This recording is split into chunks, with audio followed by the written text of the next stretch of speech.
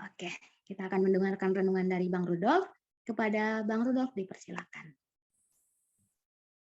Oke, makasih. Selamat pagi untuk kita semua. Selamat pagi. Oke, udah kelihatan ya.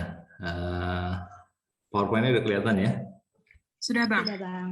Oke, pagi ini dan 2 hari ke depan kita akan coba mempelajari psikologi. Mungkin kita semua background-nya bukan psikologi ya, tapi ketika mempelajari firman Tuhan itu bicara tentang ilmu pikiran gitu ya, dan juga ilmu fisik. Nah, ini yang mau kita pelajari, bukan psikologi secara dunia, tapi psikologi secara Alkitab. Psikologi itu sebenarnya yang saya tahu ya, kalau saya lihat di Wikipedia itu adalah ilmu yang mempelajari perilaku manusia. Jadi bagaimana kok manusia itu bisa berperilaku demikian? Nah, ditelusuri adalah pikirannya gitu ya, proses berpikir gitu. Nah, kita mau mempelajari satu cabang ya, satu tema dari psikologi, yaitu bagaimana mengubah perilaku. Karena banyak orang merasa ada sesuatu yang salah dengan cara berpikir saya. Saya merasa terganggu hidup saya dengan cara berpikir saya. Mungkin bisa karena trauma masa lalu, bisa karena kekecewaan, bisa karena kekhawatiran gitu ya, bisa karena tekanan hidup gitu ya. Dan mereka ingin berubah. Saya ingin bebas dari pikiran saya ini. Saya ingin menjadi sesuatu yang baru gitu. Dan mereka banyak yang mencari psikolog atau konselor gitu ya. Mereka menghubungi karena mereka membutuhkan bantuan. Bagaimana sih caranya nih saya agar bisa bebas gitu. Ada yang sebagian lagi mungkin addiction gitu ya, ketergantungan, mungkin ketergantungan obat, mungkin ketergantungan pornografi, mungkin ketergantungan internet, alkohol, dan banyak lagi. Mereka merindukan caranya gimana ya supaya saya bebas dari ketergantungan ini. Nah, ini yang mau coba kita pelajari. Dunia punya teorinya sendiri gitu ya, tapi Alkitab firman Tuhan juga punya caranya sendiri gitu ya. Jadi dua hal ini agak berbeda gitu, dan ini mau kita pelajari gitu. Kita tahu bahwa yang benar pasti Tuhan ya, pasti Alkitab. Nah, ini yang mau kita pelajari. Bagaimana caranya dirubahkan, perilaku kita diubahkan, bagaimana kita bebas dari sifat-sifat yang kita tidak suka gitu ya. Dan judulnya adalah bagaimana caranya dilahirkan kembali. Kenapa dikatakan dilahirkan kembali? Ini adalah ilmu yang Yesus ajarkan kepada seorang pemimpin agama Yahudi bernama Nikodemus. Nah, ini yang mau kita pelajari. Nah, kalau ditanya nih, apa sih maksud atau maknanya dilahirkan kembali? Dalam Yohanes 3 ayat 5, Yesus menjelaskan, "Aku berkata kepadamu, sesungguhnya jika seseorang tidak dilahirkan dari air dan roh." Jadi ada dua unsur, air dan roh. Ia tidak dapat masuk ke dalam kerajaan Allah. Nah, yang Yesus maksud, Nikodemus langsung klik gitu ya. Maksudnya, dilahirkan dari air. Dia langsung teringat dengan pekabaran Yohanes Pembaptis, yaitu baptisan air ya. Dikubur, hidup. Dia langsung tahu, artinya manusia lama mati, manusia baru hidup. Karakter lama mati, karakter baru hidup. Kebiasaan lama mati, kebiasaan baru hidup. Inilah yang banyak dirindukan oleh orang-orang gitu. Saya ingin berubah, tapi gimana caranya gitu ya. Dan Yesus memberitahukan caranya untuk berubah adalah dilahirkan dari air dan roh. Artinya seperti baptisan ya, air ya, manusia lama mati dan manusia baru hidup. Tetapi dikatakan di sini Yesus secara spesifik mengatakan dari roh. Nah, ini menarik gitu. Jadi perubahan itu Yesus katakan kalau kamu mau berubah, kalau kamu mau bebas dari cara berpikir kamu yang membuat kamu terganggu, harus dari roh. Sementara psikologi dunia tidak mengajarkan bagaimana caranya berubah dengan roh ya. Nah, makanya tetapi psikologi Alkitab mengatakan dengan roh. Dan dikatakan kehidupan Kristen bukannya sesuatu perubahan sedikit atau perbaikan dari kehidupan yang lama, melainkan perubahan seluruhnya.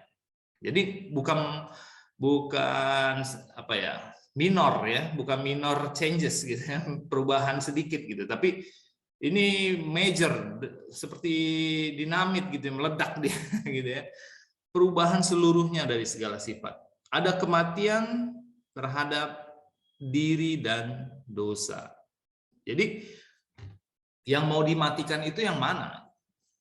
Bukan kita mematikan semua diri kita gitu, tapi ada satu bagian dalam diri kita yang harus dimatikan, yaitu ego, yaitu diri, yaitu dosa. Sementara setelah ini dimatikan, akan muncul suatu kehidupan yang semata-mata baru. Jadi ada bagian dari diri kita yang harus dimatikan, dan akan hidup dari dalam diri kita sesuatu karakter yang baru. Perubahan ini hanya dapat terjadi hanya oleh pekerjaan Roh Kudus. Ini yang pembedanya. Inilah yang membedakan psikologi dunia dengan psikologi Alkitab.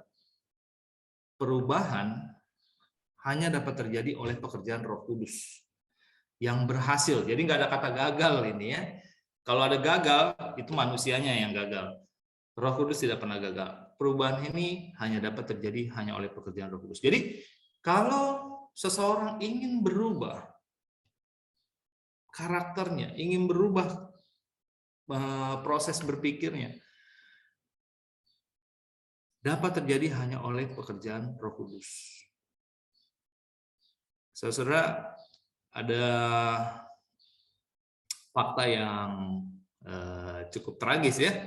Dikatakan kelahiran baru adalah sesuatu yang jarang terjadi pada zaman sekarang. Jadi ini adalah satu fakta yang sangat tragis gitu. Sementara Yesus sudah ajarkan sejak perjanjian lama sebenarnya, tapi dia ulangi ajaran itu kepada Nikodemus secara langsung mengenai kelahiran baru 2000 tahun yang lalu. Tapi fakta yang sangat cukup tragis adalah kelahiran baru adalah sesuatu yang jarang terjadi pada zaman sekarang. Inilah alasan mengapa begitu banyak kebingungan dalam gereja-gereja. Begitu banyak gitu. Jadi bukan cuma sedikit, banyak orang yang menerima nama Kristus tidak disucikan dan tidak suci. Mereka dibaptiskan tetapi mereka dikuburkan hidup-hidup. Artinya apa? Egonya masih, waktu dibaptis, egonya itu masih hidup, belum dimatikan gitu ya. Dirinya masih hidup. Diri ego tidak mati, dan dengan demikian mereka tidak bangkit dalam pembaruan kehidupan Kristus. Secara fisik dibaptis, tetapi secara karakter belum berubah. Yang akan lebih memprihatinkan lagi jikalau penyebabnya adalah karena pengikut Kristus tidak tahu bagaimana caranya dilahirkan kembali. Mungkin faktornya kalau ditanya kenapa ya sedemikian gitu. Banyak orang tidak mengalami proses kelahiran kembali. Ya mungkin salah satunya karena nggak tahu caranya gitu ya. Kalau nggak tahu caranya udah repot ya. Gimana mau mengalami kelahiran kembali kalau nggak tahu caranya gitu ya. Mungkin ada faktor yang lain gitu ya. Nah yang mau kita bahas adalah fundamentalnya, itu mengenai caranya. Bagaimana sih caranya dilahirkan kembali? Kenapa banyak tidak dilahirkan kembali? Ya mungkin karena ini. Dan kita mau mempelajari bagaimana caranya dilahirkan kembali. Dan dunia, kalau kita lihat ya, dunia juga punya caranya sendiri ya. Gimana caranya tanda kutip dilahirkan kembali? Bagaimana caranya mengubah perilaku? Dunia punya caranya juga. Kita bisa lihat di internet ya, banyak tips-tips ya. Kurangi sifat menyalahkan, membicarakan hal positif, katanya jadilah agen perubahan, berani bermimpi besar. Ini cara-cara dunia gitu ya. Juga ada dengan cara hipnotis, disugesti. Misalnya mau apa? Mau berhenti merokok? Oke. Hipnotis, lalu disugesti. Rokok tidak baik. Rokok tidak baik. Jadi alam bawah sadarnya disugesti gitu ya. Sehingga ketika dia udah sadar, dia seperti melihat rokok itu dia langsung nggak baik gitu ya. Tapi itu cara dunia gitu ya. Tapi terserah, sumber kekuatan itu sangat penting. Dalam olahraga juga ini adalah faktor yang isu yang sangat, syarat yang sangat penting ya. Sumber kekuatan. banyak atlet-atlet dunia yang tersandung ya, karena mereka menggunakan sumber kekuatan ilegal, yaitu doping. Apa itu doping? Doping adalah performance enhancing drugs atau obat-obatan yang digunakan untuk meningkatkan performa atlet. Jadi sang atlet bisa menghasilkan performa yang bagus ya, perilaku yang prestasi yang bagus dalam olahraga, tetapi dia menggunakan doping gitu ya. Dia menggunakan sumber kekuatan gitu ya, sumber kekuatan yang dilarang. Dan dikatakan, namun baru-baru ini praktek doping mendapat perhatian khusus dalam dunia olahraga karena menggunakan obat-obatan tertentu yang dapat meningkatkan performa atlet. Pada 1904, doping pertama kali ditemukan di Olimpiade pada pelari. Pelari tersebut disuntik dengan strychnine untuk membantu kecepatan. Jadi sang atlet disuntikan strychnine supaya membantu kecepatan larinya gitu ya. Dia menggunakan kekuatan lain gitu ya, yang tidak digunakan atlet lain sehingga dia bisa menang. Jadi dia menggunakan sumber kekuatan lain. Dan konon memberinya kekuatan untuk menyelesaikan kompetisi. Jadi sang atlet menggunakan satu kekuatan tetapi ini dilarang ya, sehingga ketika ketahuan ya didiskualifikasi. Demikian juga kita dalam hal perubahan karakter atau dalam kita melakukan sesuatu perbuatan, kita tidak boleh menggunakan sumber kekuatan lain, sumber kekuatan yang asing. Tuhan nggak akan menerima karena kita menggunakan sumber kekuatan selain Roh Kudus. Yang Tuhan terima adalah kalau kita menggunakannya dengan sumber kekuatan Roh Kudus. Nah, ini sangat penting gitu. Kalau kita mau diubahkan, kalau kita mau berubah, kita harus menggunakan kekuatan Roh Kudus. Kita nggak bisa menggunakan kekuatan yang lain. Sama seperti dunia atlet ya, nggak diterima kalau dengan sumber kekuatan yang lain, yang ilegal. Demikian juga dalam hal rohani. Apa sumber kekuatan kita? Mungkin kita bisa melakukan misionaris, pelayanan, atau apapun lah ya. Tetapi yang menjadi pertanyaan, dengan kekuatan apa kita melakukan itu semua? Mungkin kita bisa melakukan perbuatan-perbuatan baik, tapi yang menjadi pertanyaan adalah dengan sumber kekuatan mana kita melakukannya? Apakah dengan Roh Kudus? Nah, yang menjadi pertanyaan adalah bagaimana ya caranya karakter atau sifat kita diubahkan dengan kuasa Roh Kudus? Inilah yang menjadi pertanyaan kita semua. Dan tokoh yang mendengarkan langsung tentang petunjuk dilahirkan kembali dari Yesus, yaitu Nikodemus, mengalami sendiri apa yang dimaksud Yesus dengan dilahirkan kembali. Kita bisa lihat sebelum dilahirkan kembali ya, Nikodemus itu bisa kita lihat di Yohanes 3 ayat 1-2, dikatakan adalah seorang Farisi yang bernama Nikodemus, seorang pemimpin agama Yahudi. Nah, ini yang menarik di ayat 2. Ia datang pada waktu malam kepada Yesus. Inilah sebelum dia dilahirkan kembali. Perilakunya dia datang malam-malam. Mengapa bertamu di malam hari? Kenapa nggak siang hari? Kan lebih enak ya bertamu siang hari. Kenapa malam-malam gitu? Nunggu orang tidur dulu. Ternyata dikatakan Nikodemus ingin sekali mengadakan wawancara dengan Yesus. Tetapi takut menemui dia secara terang-terangan. Akan terlalu hina bagi seorang penghulu bangsa Yahudi untuk mengakui dirinya menaruh simpati terhadap seorang guru yang hingga kini belum begitu terkenal. Jadi ada perasaan, aduh, nanti gimana ya tanggapan orang-orang kalau saya datang nemuin guru yang belum terkenal ini? Aduh, hina banget ya kalau ketahuan. Cara berpikirnya masih seperti ini sebelum dilahirkan kembali. Dan sekiranya kunjungannya itu diketahui oleh Sanhedrin, akan mendapatkan ejekan dan celaan. Dia takut, nanti saya diejek, nanti saya dicela. Inilah dia sebelum dilahirkan kembali. Ia memutuskan untuk mengadakan suatu wawancara rahasia. Jadi kenapa dia datang pada waktu malam? Itu karena cara berpikirnya dia. Dia takut, dia nggak mau dihina, dia nggak mau diejek, dia nggak mau dicela. Tetapi lihat, setelah Nikodemus dilahirkan kembali, kita lihat di Yohanes 19. Jadi setelah wawancara malam itu 3 tahun itu nggak terlalu signifikan perubahan Nikodemus. Jadi dia udah dengar 3 tahun yang lalu, tapi pas disalib itulah, ketika dia melihat salib itulah, proses kelahiran kembali Nikodemus luar biasa terjadi. Dalam Yohanes 19 ayat 38 sampai 39 dikatakan, sesudah itu Yusuf dari Arimatea, ia murid Yesus tetapi sembunyi-sembunyi karena takut kepada orang-orang Yahudi. Ini sama ya, cara berpikirnya sama seperti Nikodemus. Mau menjadi murid Yesus tapi takut-takut gitu ya, sembunyi karena takut pada orang Yahudi, takut diejek, takut dicela, takut diasingkan. Meminta kepada Pilatus supaya ia diperbolehkan menurunkan mayat Yesus, dan Pilatus meneruskan permintaannya itu. Lalu datanglah Yusuf dan menurunkan mayat itu. Nah, yang menarik di ayat 39. Juga Nikodemus datang ke situ. Artinya apa? Nikodemus yang awalnya sebelum dilahirkan kembali datangnya malam-malam, sekarang terjadi perubahan dalam proses berpikirnya, sehingga siang-siang pun dia menampakkan diri, dia menyatakan diri sebagai orang yang pengikut Yesus gitu ya, orang yang menaruh perhatian kepada Yesus. Kita bisa lihat di sini ada perubahan. Seorang yang tadinya takut sehingga datangnya malam-malam sekarang menyatakan dirinya. Dia tidak takut lagi.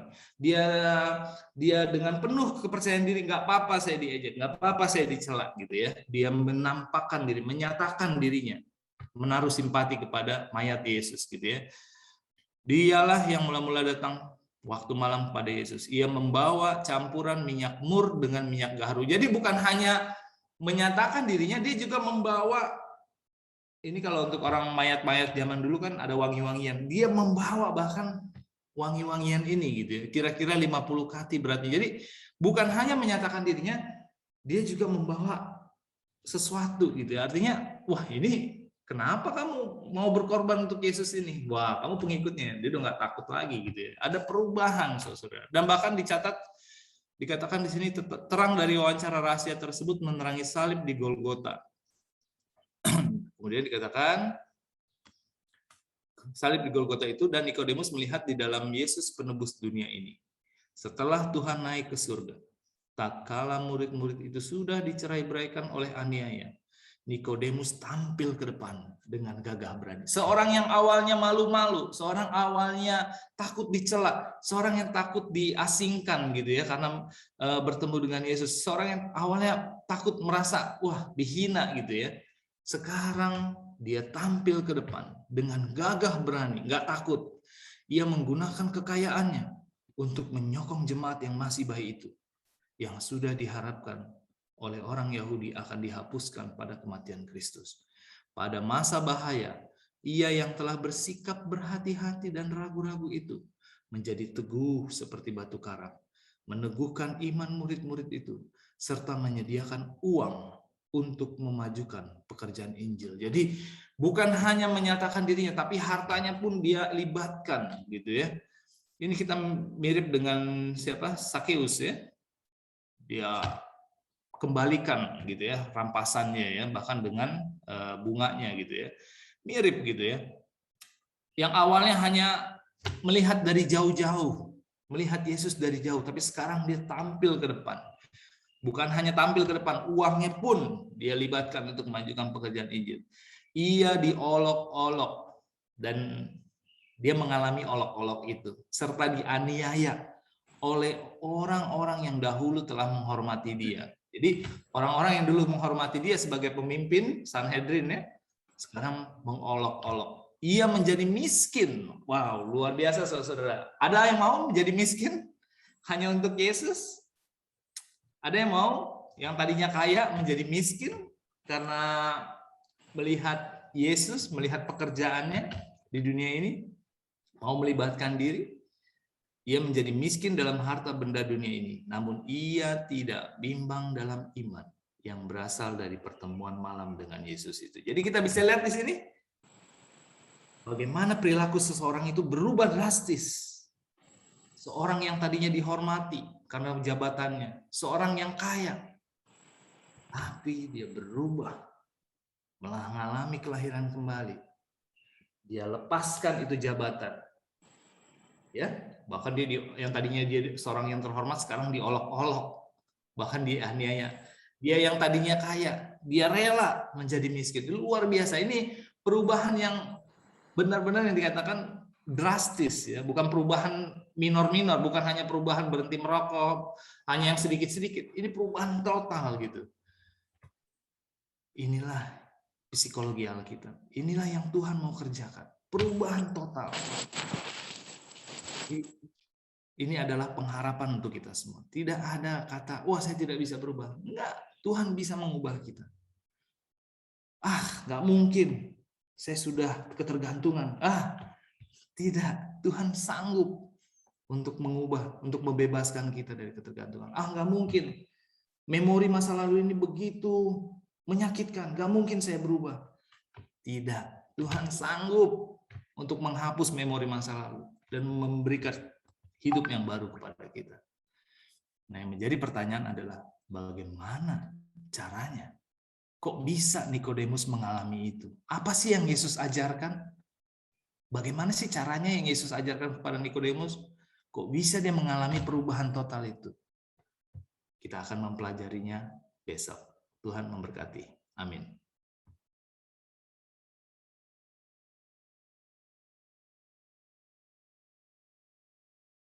Silakan tutup dalam doa, Bang. Mari kita bersatu dalam doa. Tuhan, kami berterima kasih Tuhan. Kami baru saja melihat pengalaman dari hamba-Mu Nikodemus yang mengalami perubahan total dalam hidupnya. Tuhan, ini memberikan pengharapan bagi kami Tuhan, bahwa tidak ada yang mustahil bagi-Mu untuk mengubah kami. Mungkin kami sedang bergumul dengan sifat-sifat buruk kami. Kami ingin berubah Tuhan dari sifat-sifat buruk kami. Mungkin sebagian dari kami merindukan untuk dibebaskan Tuhan dari beban pikiran, dibebaskan dari ketergantungan kepada obat-obatan atau internet atau apapun itu Tuhan. Mungkin sebagian dari kami merindukan menjadi manusia yang baru. Tuhan, kami berterima kasih bahwa Engkau sanggup mengubahkan Nikodemus. Engkau juga sanggup untuk mengubahkan kami. Tuhan, biarlah Engkau membukakan pengertian kami, Tuhan. Biarlah Engkau membangkitkan kerinduan kami untuk mengalami dilahirkan kembali. Dan biarlah hikmat daripadamu, ya Tuhan, membuka mata kami, sehingga kami dapat mengerti bagaimana caranya dilahirkan kembali, ya Tuhan. Mungkin selama ini kami tidak merindukan dilahirkan kembali, karena kami tidak tahu caranya. Dan kami tidak mengerti, Tuhan, dilahirkan kembali. Tapi biarlah Engkau terus menuntun kami setiap hari, agar kami dapat memahami cara yang telah Engkau sediakan, sehingga kami dapat mengalaminya, ya Tuhan. Dan kami dapat menjadi saksi-saksi bagi-Mu, ya Tuhan. Menjadi pelayan-pelayan-Mu, yang dengan kekuatan Roh Kudus kami melakukannya, Tuhan. Sehingga orang dapat melihat Kristus dalam diri kami. Terima kasih Tuhan, dalam nama Yesus kami berdoa mengucap syukur. Amin.